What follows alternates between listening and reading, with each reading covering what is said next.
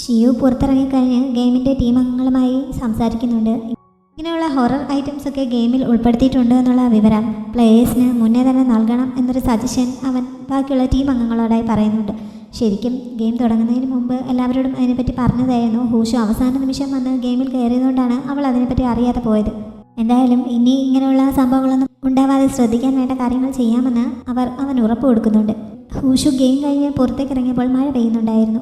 അവളൊരു ടാക്സി വിളിച്ചിട്ടുണ്ട്. പക്ഷേ അതെത്താൻ കുറച്ച് സമയം കൂടി വെയിറ്റ് ചെയ്യേണ്ടി വരും. അങ്ങനെ അവൾ അവിടെ വെയിറ്റ് ചെയ്യുന്ന സമയത്താണ് ഷിയു പുറത്തേക്ക് ഇറങ്ങി വന്നത്. അവനെ കണ്ടപ്പോൾ അവൾ പരിചയത്തോടെ തൻ്റെ കൂടെ അവനെ നീട്ടുന്നു. പക്ഷേ അവൻ അവളെ മൈൻഡ് പോലും ചെയ്യുന്നില്ല. മാത്രമല്ല അപ്പോഴേക്കും അവിടുത്തെ വേറൊരു സ്റ്റാഫ് അവനൊരു കൂടെ കൊണ്ടുവന്ന് കൊടുക്കുകയും ചെയ്യുന്നു. അത് വാങ്ങി അവൾ ചോദിച്ചത് കേട്ടതുപോലുമില്ല എന്ന മട്ടിൽ അവൻ അവിടെ നിന്ന് പോകുന്നുണ്ട്. ഹൂഷുവിന് ഇത് വലിയ നാണക്കേട് ഉണ്ടാക്കുന്നുണ്ട്.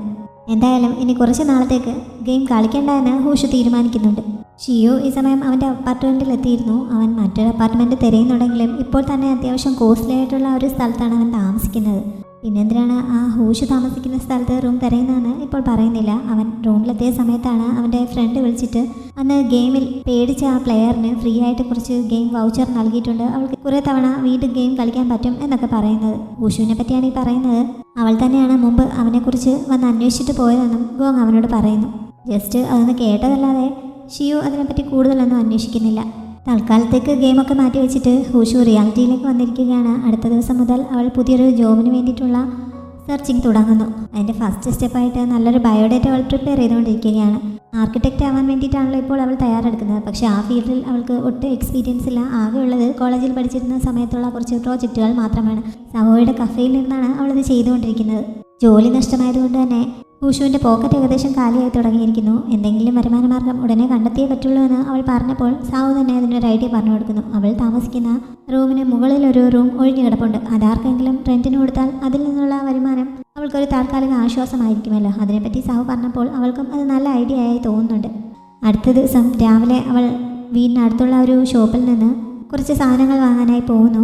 അവിടെ ഷെൽഫിലുണ്ടായിരുന്ന ഒരു ഡ്രിങ്ക് എടുത്ത സമയത്ത് ഓപ്പോസിറ്റ് സൈഡിൽ നിന്ന് ആരോ അതിൽ കയറി പിടിക്കുന്നുണ്ട്. പക്ഷേ ഹൂഷു വിട്ടുകൊടുക്കില്ലല്ലോ. ഞാനാണ് ആദ്യത്തെ എടുത്തതെന്ന് പറഞ്ഞാൽ അവൾ അവളുടെ സൈഡിലേക്ക് പിടിക്കുന്നു, മറ്റേ ആൾ മറ്റേ സൈഡിലേക്കും പിടിക്കുന്നു. അങ്ങനെ പിടിവലി നടക്കുന്നതിനിടയിൽ അവൾ തെറിച്ച് പുറയിലേക്ക് വീഴുന്നു. അവളുടെ ചെരിപ്പൂരി ആ ഷെൽഫിനടിയിലൂടെ മറുവശത്തേക്ക് പോകുന്നുണ്ട്.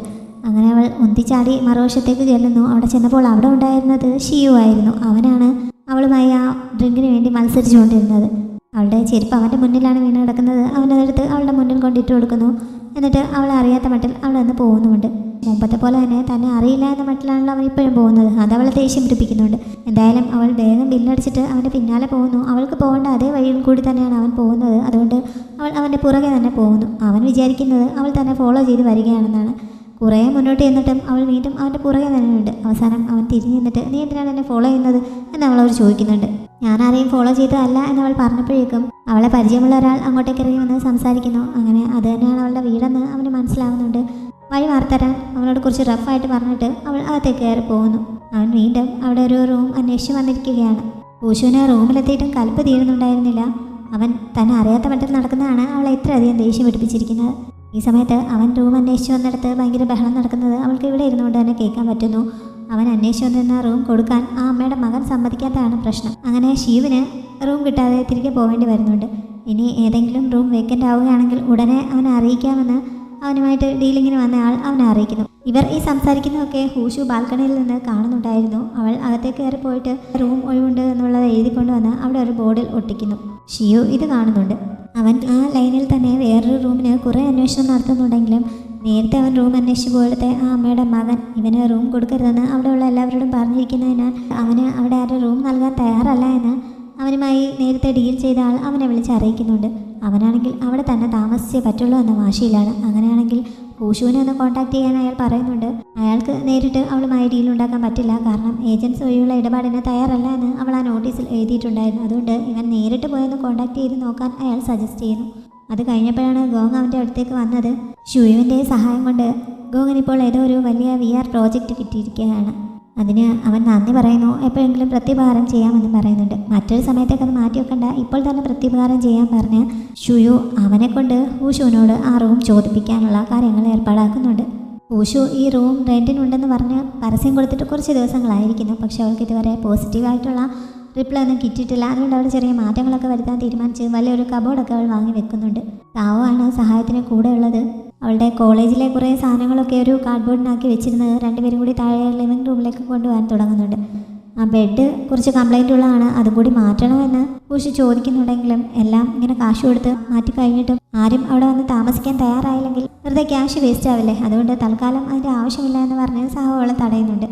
അവർ അവിടെ നിൽക്കുമ്പോൾ തന്നെ എനിക്ക് റൂം കാണാൻ താല്പര്യമുണ്ട് എന്ന് പറഞ്ഞ് ഗോങ് അവൾക്ക് മെസ്സേജ് അയക്കുന്നു. അവൾ അവനെ വെൽക്കം ചെയ്യാനെല്ലാം പ്രിപ്പയർ ആയി നിൽക്കുന്നു. പെൺകുട്ടികൾക്ക് തന്നെ റെൻറ്റിന് കൊടുക്കാനായിരുന്നു അവൾക്ക് താല്പര്യം. വന്നത് ഇങ്ങനെ ഒരാളായതുകൊണ്ട് അവൾ ആദ്യം ഒന്ന് മടിക്കുന്നുണ്ട്.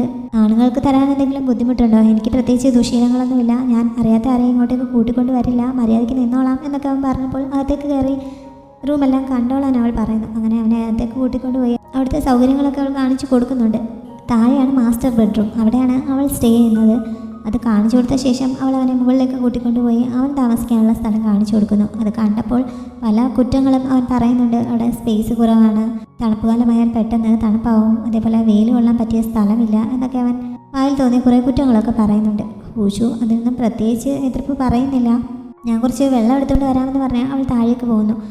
ശരിക്കും ഗോങ് അവളുടെ മുന്നിൽ നിന്ന് ഈ സമയത്തെല്ലാം ഷിയു ലൈനിലുണ്ടായിരുന്നു. അവർ തമ്മിൽ സംസാരിക്കുന്നതെല്ലാം അവൻ കേട്ടുകൊണ്ടിരിക്കുകയായിരുന്നു. അവൾ അങ്ങോട്ട് പോയ ഉടനെ തന്നെ ഗോങ് ഫോൺ എടുത്ത് വീഡിയോ കോളിലാക്കിയിട്ട് ആ സ്ഥലമെല്ലാം അവന് കാണിച്ചു കൊടുക്കുന്നു. വെറുതെ ആവശ്യമില്ലാതെ ഓരോ ഉടക്കം പറഞ്ഞുകൊണ്ടിരിക്കാതെ ആ സ്ഥലം റെൻറ്റ് ചെയ്യാൻ അവൻ ഗോങ്ങിനോട് പറയുന്നു. പക്ഷേ ഞാൻ അങ്ങനെയൊക്കെ പറഞ്ഞത് അവൾ റെൻറ്റ് കുറച്ച് തരുന്നതിന് വേണ്ടിയിട്ടാണ്, അവൾ ഉറപ്പായിട്ട് നമുക്കിത് തരും എന്നൊക്കെ ഗോങ് ഭയങ്കര കോൺഫിഡൻസോടെ പറയുന്നുണ്ട്. എനിക്കങ്ങനെ തോന്നുന്നില്ല, അവൾ എന്തോ എക്സ്ക്യൂസ് പറഞ്ഞിട്ടാണ് താഴേക്ക് ഇറങ്ങി പോയത്, ചിലപ്പോൾ വേറെ എന്തെങ്കിലും ഉദ്ദേശം മനസ്സിൽ കാണുമെന്ന് അവൻ പറയുന്നു. ഈ സമയത്താണ് അവൻ നിൽക്കുന്ന സ്ഥലത്ത് നിന്നുകൊണ്ട് അവൾ ആ ബാൽക്കണിയിൽ വന്ന് നിന്ന് ഫോൺ ചെയ്യുന്നവൻ കാണുന്നത്. അപ്പോൾ തന്നെ അവന് എന്തോ പന്തികേട് തോന്നുന്നുണ്ട്. അങ്ങനെ അവൻ പറഞ്ഞ അനുസരിച്ച് ഗോങ് കുറച്ച് അങ്ങോട്ട് നീങ്ങിയെന്ന് ശ്രദ്ധിക്കുന്നു. ഹൂഷു ഗോങ്ങിനോട് സംസാരിച്ച സമയത്തൊക്കെ അവളുടെ ഫോണിൽ സാഹു ലൈനിലുണ്ടായിരുന്നതുകൊണ്ട് അവർ തമ്മിൽ സംസാരിച്ചത് സാഹു കേട്ടിരുന്നു. അവനീ പറയുന്ന മുടന്ന ന്യായങ്ങളൊക്കെ സാഹുവിക്കും അത്രയ്ക്ക് അങ്ങോട്ട് അംഗീകരിച്ചു കൊടുക്കാൻ തോന്നുന്നില്ല. അതുകൊണ്ട് അവന് റൂം കൊടുക്കണ്ട, ഏതെങ്കിലും പെൺകുട്ടികൾ വരുമോ എന്ന് വെയിറ്റ് ചെയ്യാമെന്ന് സാഹു അവളെ ഉപദേശിക്കുന്നുണ്ട്. ഇങ്ങനെ അവർ പെൺകുട്ടികളെ വെയിറ്റ് ചെയ്യാൻ പോവുകയാണെന്ന് പറയുന്നത് ഗോങ് കേൾക്കുന്നു. അതുകൊണ്ട് തന്നെ അതിനുള്ള അവസരം കൊടുക്കരുത്, എങ്ങനെയെങ്കിലും ആ സ്ഥലം റെൻറ്റിന് എടുക്കണമെന്ന് ഷുയു അവനോട് പറയുന്നുണ്ട്. അപ്പോഴേക്കും ഊഷു ഒരു കുപ്പി വെള്ളവുമായിട്ട് അങ്ങോട്ടേക്ക് കയറി വരുന്നു. അവൾ തന്നെ ഒഴിവാക്കാനുള്ള തയ്യാറെടുപ്പാണെന്ന് ഗോങ്ങിന് മനസ്സിലാവുന്നുണ്ട്. അതുകൊണ്ട് അവൾക്കത് പറയാനുള്ള അവസരം കൊടുക്കാതെ അവൻ അങ്ങോട്ടേക്ക് തന്നെ കയറി ആ സ്ഥലം മൊത്തത്തിൽ തനിക്ക് റെൻറ്റിന് തരാൻ പറയുന്നുണ്ട്. കുറച്ചു മുമ്പാണ് അവിടുത്തെ വാസ്തു കൊള്ളില്ല, തണുപ്പാണ് എന്നൊക്കെ അവൻ കുറേ എക്സ്ക്യൂസുകൾ പറഞ്ഞത്. ഇപ്പോഴാണെന്ന് അവന് പ്രശ്നമല്ലേ എന്ന് അവൾ ചോദിക്കുന്നു. അതൊക്കെ എനിക്ക് വെറുതെ ആ സമയത്ത് തോന്നിയതാണ്, നല്ല സ്ഥലമായിട്ടാണ് എനിക്ക് തോന്നുന്നത്, അത്യാവശ്യം നല്ല റെൻറ്റ് തരാമെന്ന് പറഞ്ഞ് അവൻ ഒരു നൊസ്റ്റാൾജിക് സ്റ്റോറിയൊക്കെ തട്ടിവിടാൻ തുടങ്ങുന്നു.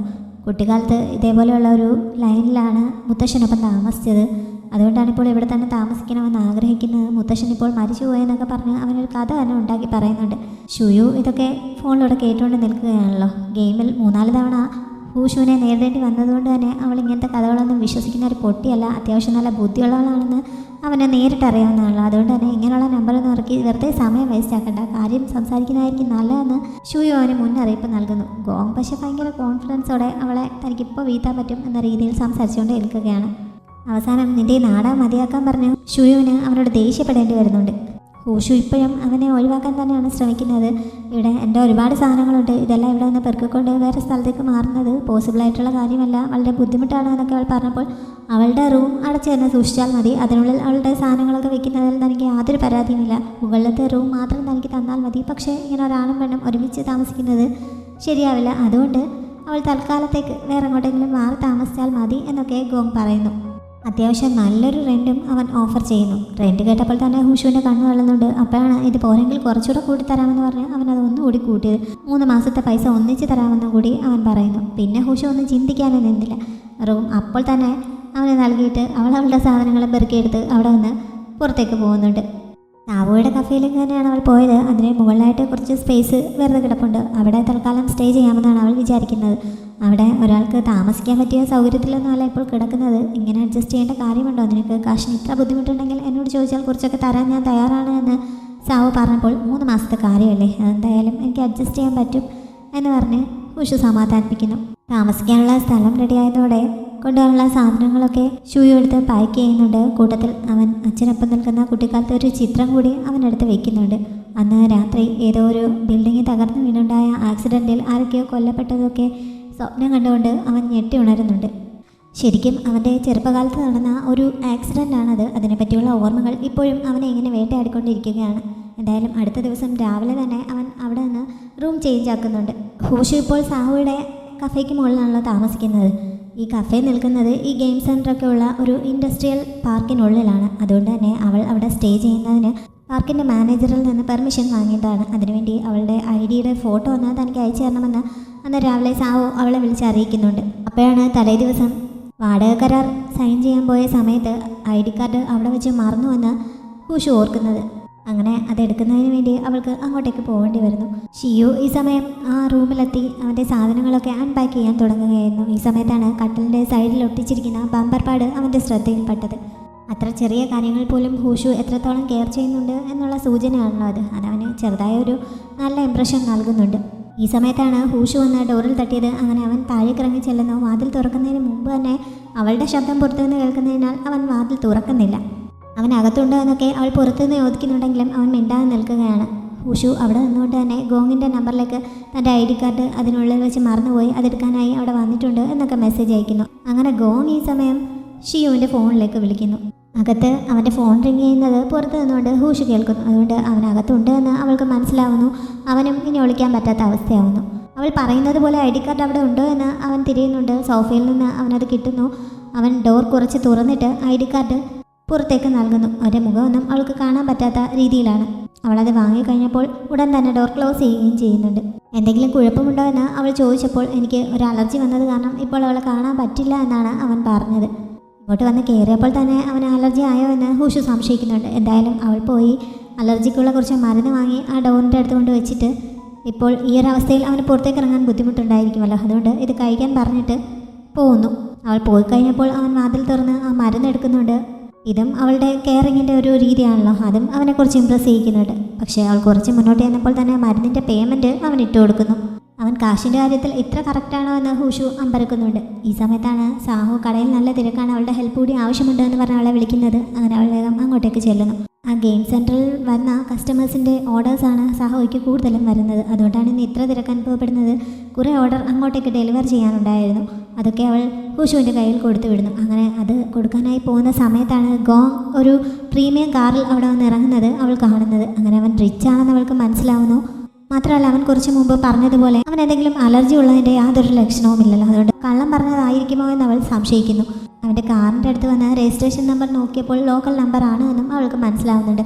അവൻ അവളോട് പറഞ്ഞത് വിദേശത്ത് നിന്ന് 3 മാസത്തേക്കായി ഇങ്ങോട്ടേക്ക് വന്നതാണ്, അത്രയും കാലം താമസിക്കാൻ അവളുടെ സ്ഥലം വേണം എന്നൊക്കെയാണല്ലോ. ആ സ്റ്റോറി മുഴുവൻ കള്ളമാണ് എന്ന് അവൾക്ക് ഇപ്പോൾ മനസ്സിലാവുന്നു. അതുകൊണ്ട് തന്നെ ആ കോഫിയെല്ലാം ഡെലിവർ ചെയ്ത ശേഷം അവൾ അവിടെയുള്ള ഒരു സ്റ്റാഫിനോട് പോയി അവനെ പറ്റി കൂടുതൽ അന്വേഷിക്കുന്നുണ്ട്. അപ്പോഴാണ് ആ ഗെയിം സെൻറ്ററിൻ്റെ ഓണർ അവനാണ് എന്ന് അവൾ അറിയുന്നത്. അതും അവളെ അത്ഭുതപ്പെടുത്തുന്നു. അങ്ങനെ ഒരാൾക്ക് തൻ്റെ ആ ചെറിയ റൂമിൽ വന്ന് താമസിക്കേണ്ട ആവശ്യം എന്താണെന്ന് അവൾക്ക് മനസ്സിലാവുന്നില്ല.